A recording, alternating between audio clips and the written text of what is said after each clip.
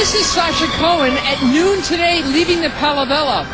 Her first skate since winning the short program 2 nights ago. And, of course, the ladies' free skate is coming up live tonight in prime time on NBC. Who are you talking to? It's Sasha Cohen. If she's injured, what does this do to her performance tonight? She's scheduled to be skating at about 10:15. Well, there's so many issues here. After the short program, I ran into Galena Cohen, and I said, Her mom.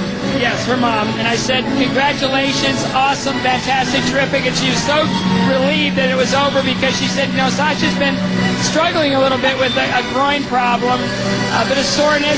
I don't think she said injury, but it's limited her practice. And so coming into her long program, you wonder, 3 jumping passes in the short, 7 jumping passes in the long program. The groin, you got to pull your legs together. It's an injury that's slow to heal, but if you warm it up properly, if it's not a serious injury, you can get around it. The problem is the warming it up. If you warm up too much, you wear your legs out. But you can see she's got a bandage there that she's keeping it warm. She's wrapped it up.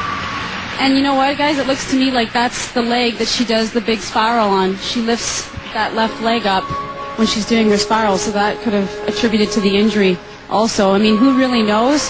But you know what? Like we've been saying all along at the Olympic Games, no one's going to pull out unless they're almost on their deathbed, and she's going to fight for everything she has.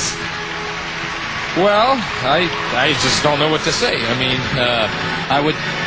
if I'd say she's injured, I would assume she's injured, and I don't want to assume anything. That looks pretty good. To me, she seems fine. I mean, how many athletes shows up at the Olympic Games 100%? Maybe she's not 100%. Maybe she's 95%, and that's all she needs to be.